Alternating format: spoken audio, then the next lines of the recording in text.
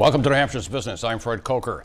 You know those trucks that carry the big logs in New Hampshire? If you're on the roads in New Hampshire, especially if you go up north, you see these trucks with a lot of logs on them. They're going north. And there's a connection between that and the tariff proposals being made. We'll talk about it in a minute. But first, let's take a general look at export imports in New Hampshire and what it means. $5.1 billion of export market activity. And here are the main export markets for New Hampshire. Canada, #1. Mexico, China, Ireland, Germany. And now here are the goods, the top goods that are exported and traded. Computer and electronic products, machinery, transportation equipment, electrical equipment, and chemicals. And now these.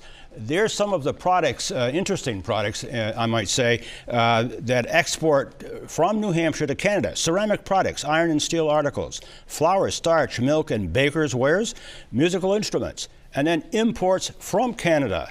New Hampshire imports from Canada, woven fabrics and tapestries, arms and ammunition, precious stones, metal articles, and of course, fuel oil is a big one. With me to talk about this and to try to make some sense out of what's going on is Will Arvello, who is Director of the New Hampshire Division of Economic Development. Welcome. Thank you, Fred. Nice to have you here. What are you hearing from businesses on these tariffs, any of the tariffs? So far, we've not heard a whole lot. I mean, I think it's too early in the process with the tariffs on Canadian products, and now the most recently announced tariffs on China.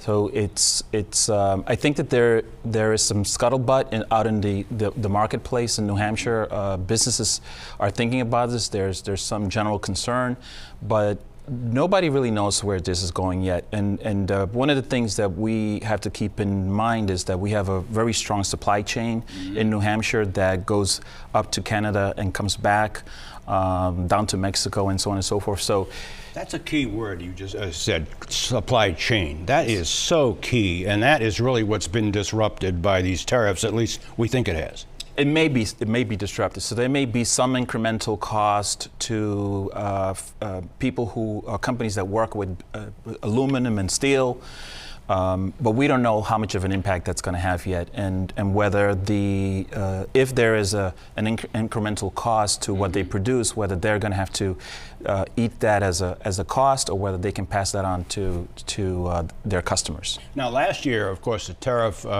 was put on lumber, soft lumber from Canada, anywhere between 3 and 24% on lumber coming into New Hampshire to the United States from Canada. But what's interesting is the graphic I'm going to put up here. I'd like you to comment on it, because it's a two-way street. Canadian sawmills buy New Hampshire logs and turn them into lumber at a far lower cost than at American sawmills because of government subsidies. Then it's sold in the American market as Canadian lumber, which undercuts, of course, the American processors. And then this. A&B Lumber Company in Pembroke says a majority of its milled softwoods come from Canada. Dilemma? Well, the dilemma is that we are, disrupting the marketplace in that if we impose tariffs on products coming in, I mean, this is a very convoluted market. Again, like you said, there are products that are produced here, going into Canada, and coming back as Canadian product. Right.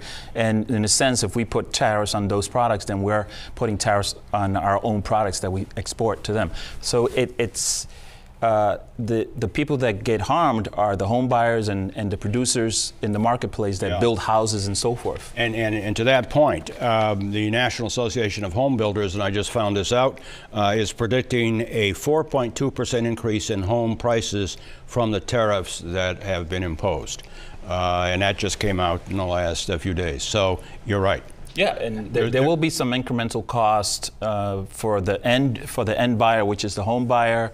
They may have to pay several thousands of dollars more than they would normally pay because of those incremental costs. As we find the impacts hitting, we're going to come back to this in future segments. But thanks, Will Arvello, who is Director of the New Hampshire Division of Economic Development. We're going to follow this tariff story until we find out what the real impact's going to be. You can go to WMUR.com to listen to that interview again, and up on the left-hand corner, click on Menu, and then click on Local News, and then scroll down to New Hampshire's Business.